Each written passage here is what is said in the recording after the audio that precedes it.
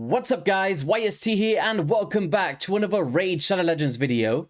And today, we've just been giving the news regarding the 10x champions that will be coming up for the Shard event this weekend starting January 6th. And it's actually got some really beastly champions on this list. And before we read this out, I also want to give a huge thank you for helping me reach 20,000 subscribers on my YouTube channel. It's been a really big journey to get here, but thank you for all of the support, and it was definitely a milestone that I was trying to reach in the first half of this year, and you guys absolutely crushed it, so thank you so much. And another thing, in terms of Thylessia, I was just looking at it, right, like, why does it look so boring? It's because they've removed all of the Christmas decorations from the Bastion, and they didn't even tell us who won out of Zargala and Gallic in that snowball fight, which they've been having for like a month now. So I'm a bit disappointed that we didn't get the final result, but there we go. Alright, so let's get into the 10x champions, and we will also be speaking about, in the second part of this video, the PLARIUM points program and the amount of points that we need in order to get this new champion, right? For the new burner that we spoke about in yesterday's video. So alright, champion number 1, and please raid in 2023, up the odds on these 10x events once again. We need to see a 20x, we need a 30x. I think with the Void champions, it's not that bad. Well, it's still bad, but I'd still love to see a value on them. But in terms of like Ancients and Sacreds, we definitely need to see an increase at the very least. But alright, the first one is going to be one of my favorite legendary champions in Raid in Leorius the Proud. An absolute beast and nuker, guys. And it basically comes down to an A2 ability that is immune to so many debuffs. He has a passive that can preempt hits and place unkillable buffs, alongside the awesome raw ability that also smacks like a truck with a true fear and a weakened debuff. What's really cool is he's got this passive effect where damage increases as the champion's HP decreases by 1% for every 100% HP loss, and that's very, very unique in allowing him to hit harder with his other abilities. So aesthetic-wise great, champion-wise great, and definitely up there as one of the best nukers in Raid. Next up, keeping with the themes of the nukers, it's going to be a champion I don't have actually, and it's going to be Hephraak. Now, let me know in the comment section, guys, how many of you have a Hephraak on your account? It's one of those dudes that I just haven't played with yet, but I know how hard he can smack. And basically what it comes down to is an increased attack, an increased crit rate, grants an extra turn, leads in with the Hephraak Scorn, and absolutely annihilates. So, strong A2 here. A1 ability has a chance of placing an extra hit if it's critical, and whenever an ally is killed, instantly activates the A2 ability and will not put the skill on cooldown. If there are multiple champions on the team with the skill, only one will activate. So definitely a very strong champion for the list, and yeah, very, very cool here. Next up is going to be Trunda, from the Dwarfs, of course, and I've actually built on my Trunda recently. I haven't actually built her out properly, but I've 6-starred her, just working on the masteries and stuff. So she's got the Forge Rhythm that can attack all enemies, has a chance of placing a stun and a HP burn debuff for 2 turns under the stun, and then places an extra hit on enemies if they're not under the stun debuffs, meaning that you don't want her to be built with accuracy in order to get the second hit out. And then we've also got an attacks one enemy and attacks all other enemies with the second hit, dealing 60% of the damage inflicted from the first hit. So, very, very strong champion to throw into the mix here. Next up is going to be a previous fusion champion, and it's going to be Foli from the Dark Elves, I believe. There he is. A champion I don't have, actually. And he is a very strong nuker. Does attacks all enemies, decreases their target's turn meter by 15%, then attacks the targeted enemy, and enemies killed by this skill cannot be revived. So, very strong there. Attacks 4 times at random, each hit has a 35% chance of placing a leech debuff for 2 turns. And then A1 ability of attacking 4 times, and each hit has a chance of placing a drop defense. So, very strong champion, but once again, I feel like he's outshined from other nukers in this game, but still a very strong candidate for players' accounts out there.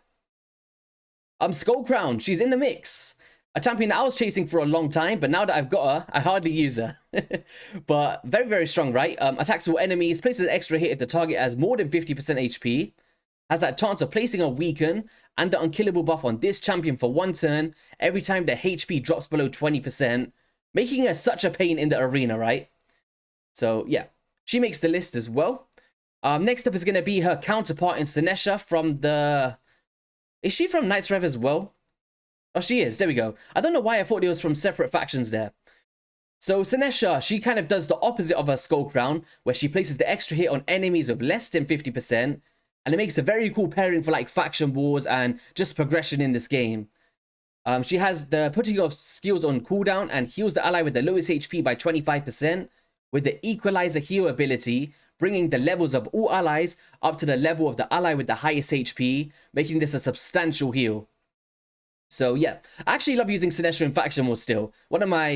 I'd say one of my top 20 epics in the game, I'd say. Just throwing a number out there. Another one is going to be a champion that was a part of a previous fusion. I believe it was Mother Cybele. And it's going to be Magnarr. One of the best HP nukers in this game, legendary or epic. Doesn't matter about rarities. Like, the way that he scales with the percussive pound is like none other than other champions in this game, right? Places the extra hit on enemies without HP burn, and has a chance of placing a stun debuff for 1 turn on enemies under HP burn. And then also attacks one enemy, applies the debuff spread effect, taking 2 random debuffs from the target and placing them on all enemies. And does a heal mechanic when targets are under burn with a drop defense A1. So yeah, very, very strong champion, and definitely don't be underwhelmed if it's the first time that you're pulling a Magnarr. The final champion on this list is going to be a Thylessia. I know that Deadwood Jedi is a huge fan of this champion. I don't have too much experience with it myself. Where is Thylessia? I don't even know. My god, I'm so terrible. Is she Knight's Revenant as well? There, oh, she is. Okay. So Thylessia, a champion that does attacks all enemies, increases the duration of all debuffs on all enemies by 1 turn, and then also has a AoE drop defense, very strong, and a single target debuff spread effect, taking 1 random debuff from the target and placing on all enemies under hex debuffs, which she does apply in her kit by having a 50% chance of placing hex debuffs on them for 2 turns when attacking targets under drop defense. So you kind of lead in with this, then you lead in with this, it will apply the hex debuff, you come through with the debuff spread effect, and then she will transfer them, right? So very fun champion, I'd say. So that was all of the list for the champions coming up on this Friday, January the 6th in turn of the 10x event. Let me know if you guys will be summoning for this. And now we're going to go into the second part of this video, which is going to be my first glance on the PLARIUM points program. Now, I was going to do a separate video. I might still do that, I guess. But I guess you don't need one, really, because the points that I'm seeing here are astronomical. And this is what I was scared of. They want this as a long-term plan to keep players in the game as long as possible and rinse off our wallets. Because the 2 ways that I see that you're going to be getting them for free, in terms of the points, is going to be from the playtime rewards, which we get free a day, right? And then we get an extra 1, 2, and 3 for every 20, 60, and 120 minutes in a day. So in total, that would be, what, 6, 7, 8, 9. So 9 points a day, right? And then where else do we get them for free? So we're going to get them from the shop, of course. So let's have a look here. So they've applied it to every single thing that you spend in this game. Okay. So monthly packs, 250. Divine speed sets. And then, boom, 150 as well. All right. Man, it's going to be tough. And then the other ones was advanced quests. So how's the advanced quest looking? Because those are like the 2 free-to-play areas, right? So let's have a quick look. So quests, advanced quests. So where do we get them from? Is that going to probably... I guess we'll see this one tomorrow. I guess it will just be like, if you complete all of the quests, you might get something. I'm not seeing anything as of now in terms of points on this program here. But keep your eyes peeled for that one. And yeah, so basically to get the champion, we're going to need... What is this? The fragments is going to be 1,250, 2,420. Man, what's this? An avatar. So that's pretty decent. At 3k, we get an avatar. All right, I think that's attainable for most players. Still take a bit of time, but I guess we can get there over time. Because remember, we're going to be getting them from events as well, right? So once events pop up like the Heroes Paths and the Deck of Fate events, you'll be able to get points throughout those as well, which will add up over time. But then this bit here absolutely is blowing my mind, guys.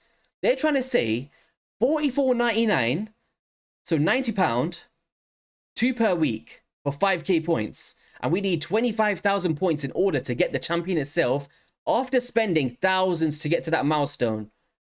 This is way above board. Ouch, man. What do you guys think? Am I going crazy here? Does this not just look astronomical? Because if we're getting 9 a day for free, let's just say potentially 10 extra from the advanced quests, And then we're going to get some from hero paths and other events in the game that will be popping up. Potentially in that Titans event they've been banging on about as well. Oh, man. Do you know what? It's not like it's just 25,000 PLARIUM play points. You're going to have to keep going all the way up. And for anybody that rinses me in the comments for keep saying PLARIUM, I'm not trying to say it. It just comes out the way that I speak. PLARIUM. I think it's the way that I pronounce my P's. PLARIUM. PLARIUM? It's just the way that I'm saying my P's. Alright, guys? You're making me overthink here. But to be honest, it should be PLARIUM anyway, because that's what you need to do to get this bloody champion.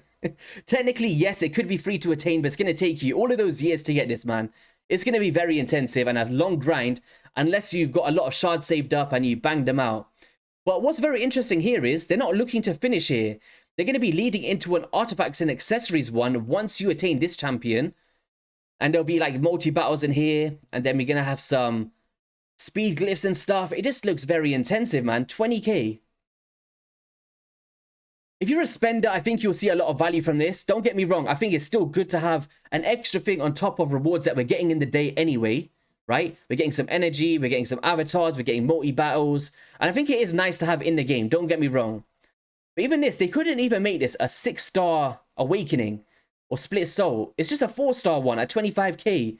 Like, this needs to be a 6-star, man. Especially if you're going through this one, into this one, into this one. Like, the final result should be a 6-star, right? In my opinion, anyway. But, yeah, that's just my first glances. I think it's intensive, and I think it's a lot of points. Like, 21,000 for a legendary skill tome. Man. Like, considering this, like, 350 points, it's not a lot. Like, to spend £45... to get 250 points. Man, it looks intensive, guys. It really does, but that's just me. You guys might see something I don't, but for me personally, it looks very, very intensive, especially if you're coming into this from a free-to-play aspect. But guys, that's going to be all for today's video. I don't want to ramble on too much and bore your heads out. If you did enjoy it, be sure to hit that like and subscribe button. Let me know below your thoughts on, my gosh, I just whacked my mic, on the new events, if the PLARIUM play points. And actually, before we finish up as well, they had the thing, right, for the Tag Team Arena. All of the patch 6.40 will be live on their servers and stuff. But they did say in Arena that we'll be able to do something. Right, so filters, what can we do now? Oh, that's game-changing. I didn't know it was going to be like that. Oh my gosh. Guys, this was the single reason why I hated Tag Team Arena, because every single time you try to swap a team around, it's like, are you sure you want to do this? You're going to mess up your teams and stuff like that. But this is a huge change, and it actually changes Tag Team Arena for me personally. I still would love to see this game mode changed, like in terms of the mechanics, but this is a step in the right direction in terms of quality of life. That's huge. But yeah, guys, I'm going to end it there. I'll catch you guys in the next one, and peace.